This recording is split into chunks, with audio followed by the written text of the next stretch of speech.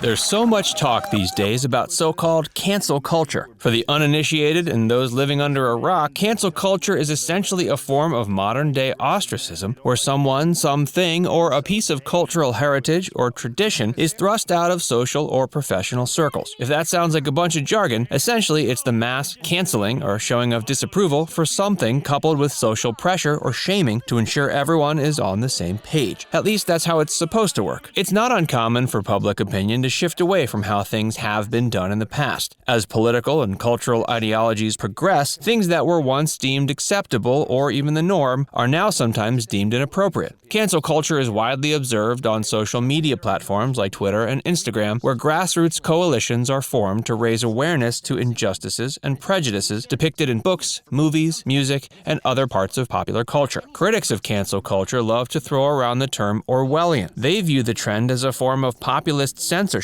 and a violation of their personal freedoms. Supporters of the practice applaud cancel culture as progress. Some prefer to use the term accountability culture instead to emphasize the growing call among younger activists for abusers, womanizers, and racists to take accountability for their actions. It seems like every week something new is being heralded as the latest victim of cancel culture. Most recently, the world was divided by Hasbro's decision to rebrand their signature Mr. Potato Head line of toys as simply Potato Head, effectively making the iconic bug-eyed Spud gender neutral. Then there was hubbub surrounding 6 Dr. Seuss books that Seuss Enterprises announced they'd be discontinuing due to their insensitive and stereotypical depiction of people of color. What beloved and influential childhood culture is going to be seeing the chopping block next? Stick around.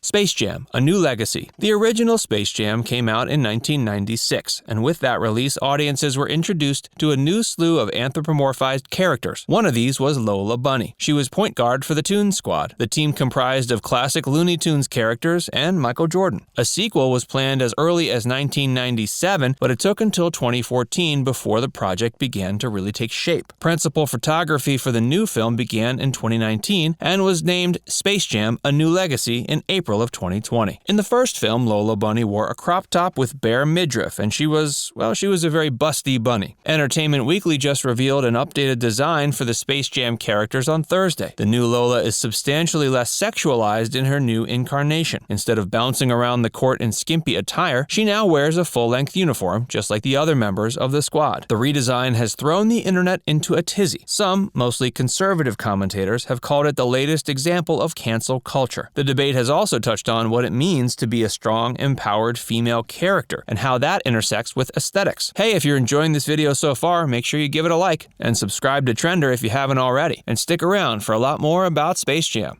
Lola was heavily sexualized in Space Jam. You might not remember it vividly from when you were younger, but if you go back and rewatch the first Space Jam movie, you might be surprised at how hypersexualized Lola Bunny really was. When she first enters the Toon Squad's practice gym in a pair of short shorts and a tight crop top, accentuating her insane curves, a saxophone wails in the background as Bugs proceeds to drool and fawn over her. After Bugs calls her doll, her eyes explode in a burst of flames as she slam dunks right over his head. After making the shot, she struts off while suggestively adjusting the strap to her tank top. As she exits, Tweety Bird, of all people, calls her hot and makes a sizzling noise for emphasis. At a later point, she's referred to as the heartthrob of the hoops as she jaunts out onto the court. By the end of the film, Bugs and Lola can be seen making out, of course, because the guy always gets the girl, right? Well, this time around, Lola's buxomness has been toned down quite a bit, and she'll no longer be walking around the court with the same hip-swinging sachet. The news of Lola's recent redesign comes in the wake of conservatives like Piers Morgan and Colorado Representative Lauren Boebert expressing their fierce opposition to Hasbro dropping the Mr. for their Potato Head franchise, blaming the hoopla on liberals, activists, and so-called woke culture. Besides being labeled as an example of cancel culture in action, some have taken issue with how changing the design to focus on Lola's athletic prowess implies that her sexiness and skill can't coexist. There has been a revival of Lola love on social media. This is not the first time a beloved character from the past has been updated for the modern world. In 2018, DreamWorks revealed their redesign of She-Ra for their film She-Ra and the Princess of Power. The new characters were all noticeably less sexualized and endowed than previous incarnations. Those new designs also inspired a bit of outrage, but conversely, they were also met with an outpouring of support from fans who praised the move for being body positive. There's been a similar response around Lola. Not surprisingly, recently there's been a disturbing influx of pornographically explicit Lola Bunny fan art on social media platforms and forums like Reddit. The subreddit Lola Bunny Not Safe for Work has been described as being in a freefall since the redesign announcement.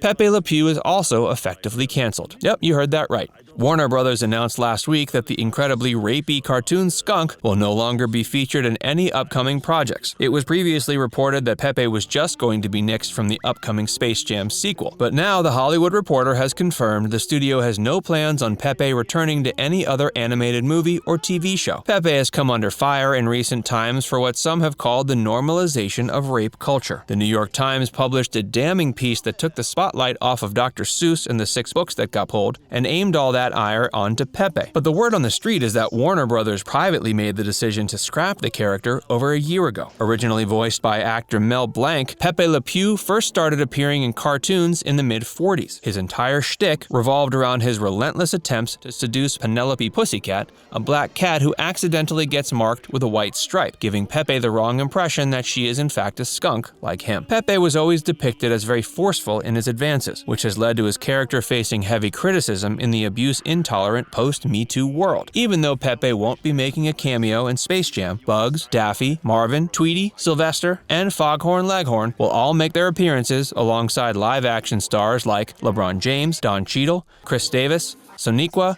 Martin Green, and Cedric Joe. Space Jam: A New Legacy is slated for release in theaters and on HBO Max on July 16th, 2021. Some people embrace change, even celebrating it. Others resist it with clenched fists and fiery tempers. It will be interesting to see if we can come together as a society and arrive at any compromises. As it stands, it sure seems like it's impossible to please everyone. What do you think about Lola Bunny's redesign? Are you for it, or do you think her original design was just fine? Let us know what you think in the comments below. And before you move on, make sure you give this video a like and subscribe to Trender if you haven't already. Click the bell icon to stay updated on all our latest content.